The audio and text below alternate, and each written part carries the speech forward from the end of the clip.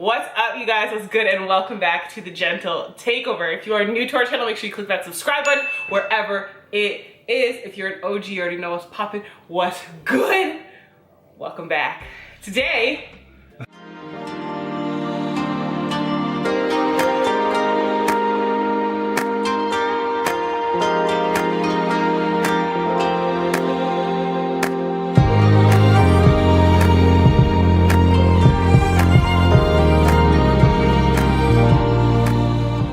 I feel like it's a rare occasion. Guest appearance, you know. They came up one time. Her people talked to my people. We arranged it, you know. They gave a man my fee, so you know I'm here still.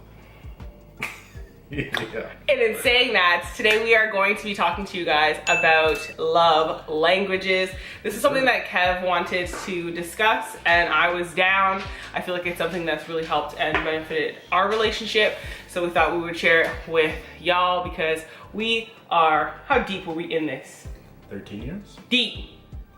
The book is authored by a man named Gary D. Chapman, and we first learned about this during marriage counseling yesteryear, so long ago. When we learned it, we had really good communication already, and honestly I don't think this really helped us until a couple of years into our marriage when we really made a conscious effort to apply it more, but it really helped, so figured we would share. So the principle is essentially that people tend to give love the way that they would like to receive it, and your partner is often, and maybe not a full opposite, but not the same love language as you. So by giving love or showing affection in a way that that person doesn't perceive it as love and affection, only hurts the situation. And I think at the time we were in a situation where we were both trying to give as much as possible to our partner, and it wasn't hitting, so both of us were like, yo, you don't even care, like da. Just on some wild shit. And really, my love languages and Kevin's love languages, I want to say, are light years apart, but the way that we show love and the way that we want to receive love are very, very different. So me doing my everyday stuff for Kev wasn't cutting it, and him doing his shit wasn't cutting it. And I feel like it's a great guide for new couples, couples that are getting married. It was a great intro to our marriage. Yeah. When we first had stuff kicking off, and even now, I feel like it's something you can reflect back on and be like, all right, so this is where I'm lacking, and it's because I'm not showing him these things in these areas. And I feel like it was a great guideline and great tool, and it opened my eyes up to how to love someone else, because I'm sitting here like, yo, I'm doing it all. Word. Like I'm a G, and I was doing it so wrong for Kevin. So the book was lit. Shout out Pastor Cole for that one, for the plug on that. But I think the biggest thing for me was being really practical. I'm a logical thinker. I need steps or clear instructions, and no vagueness, no none of that. So we got to the point where we're literally you have 5 things, and if I do these 5 things for you and you do these 5 things for me, we are going to interpret that as your act of trying to show appreciation or love for one another. And most people have a dominant love language, and then you can have smaller parts of the other ones, but so typically you have 2 to 3. But one is your dominant, I need this. And that's obviously the one you want to focus on the most, but keep the other 2 in mind. Do you think that I have a dominant one? Yours are all pretty close. I feel like I have just 3 that I'm and I don't know if I'm the only one. Maybe it's a woman thing. Comment below, let me know. But I'm pretty sure I have 3 that I require together to be my love language. Whereas Kev's is his is very obvious, to the point, easy. I don't think so. Yeah, I think you're pretty easy. I definitely have a dominant love language. Definitely I think the other 2 are, yeah. They're not equally as important.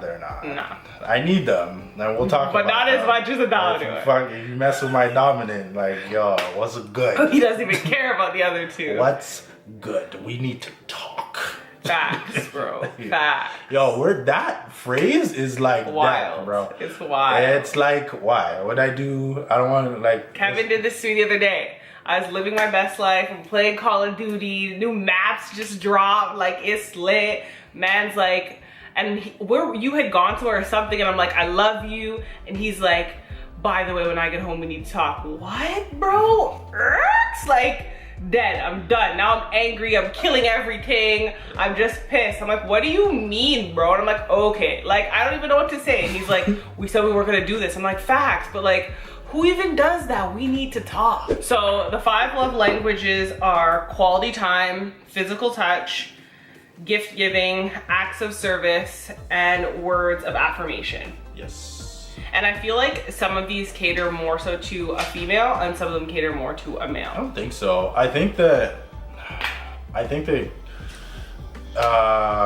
you know what, that might be an accurate statement, but I feel like guys have the same thing, just maybe not at the same level. Like, I like getting gifts, but like, I'm not gonna take it against you if I'm not getting I just know that being a man's like #1 priority, where we live in a world now where females expect everything. Gift giving would be on a lot of chicks like #1 or 2. I don't think so. If you really take a look at them and then analyze how much they really mean to you, I don't think it'd be that high. I'm talking about like these American girls who want their America's titties an paid for, alternate universe. and their bed and purses. I legit look at America like it's another dimension. Like, but we're not going to talk about America because we have American followers and we love you. So I'm going to put them into 2 categories because I feel like I can, and this is how I feel. So I feel like for on a female side, the importance would be quality time, acts of service, and words of affirmation. Quality time, gift giving, and acts of service. And I feel like a male side would be physical touch and words of affirmation. And I feel because that more so strokes like a male's ego, like words of affirmation, physical touch, and whereas like females are more, we're a tender species, you know? there's like layers to it. Like, quality time can be broken up into something called like being present. So like, let's say your partner is going through a difficult time. Maybe there's nothing you can do for them, but being them for them means like mountains compared to like anything else. Like, you don't even have to say nothing. Just physically having your presence there. I don't know if you'd still qualify that as quality time more than like being emotionally supportive. Mm-hmm. But like, I've listened to this audiobook a couple of times and read the book, and that was one of the things that kind of like really stood out to me. That honestly, it's not super dominant, but you definitely have that trait. Like, you enjoy my presence. Your presence, 100%. Like, it doesn't really matter what I'm doing. Like, I just want him around me, and then when he leaves, I'm like, why? How are you going? This was huge for our relationships. Like I said, we sat down and did the list of like 5 things. Like, if you did these things in for order, me, I would feel like you appreciate me, because it was a lot of like just trying, I think, on both ends, and doing the things that we felt like, also basically trying to love you in my love language, as well as doing things I feel like you should appreciate. Right. And then it wasn't hitting. And then we had those conversations like, you know, what's going on to you, da. And both of us are like, what do you mean? Like, I'm putting on, dude. And then and that's just our personalities, like uber strong personalities, even though Kevin comes off mad like timid and quiet. Docile. Don't listen to her. He's actually not, and that's just that. We have like very strong personalities. So in saying that, I like, again, I thought it was an amazing guideline for the both of us. And Kev really took the horse by the reins when it came to that, because we were going through it with Pastor Kevin before we got married. And I feel like it kind of like dead it off for a little bit. And then Kev was like, okay, like, I'm reading this, like, what are your love languages? Like, what can I do to help you with your love languages and make sure you're good, and vice versa. And he strong-armed it. So I actually implore you to try this. Obviously implement them in your relationship, look them up, possibly read or listen to the audiobook, but like, talk to your spouse or partner and ask them, like, out of these 5 categories, which is the most important to you? And then you can kind of rank them. As I would go top 3. Top 2 are like, you got to stay on top of those.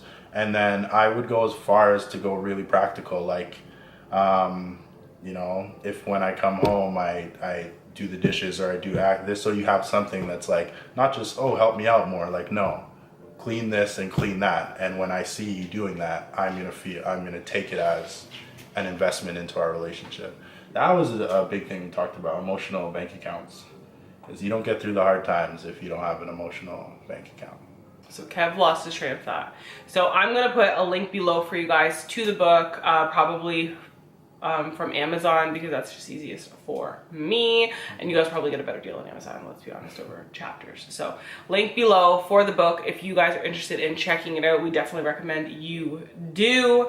I think this is the end of today's video. Yeah? Yeah. I can't think of anything else, so you guys are free to go. Okay, but not yet.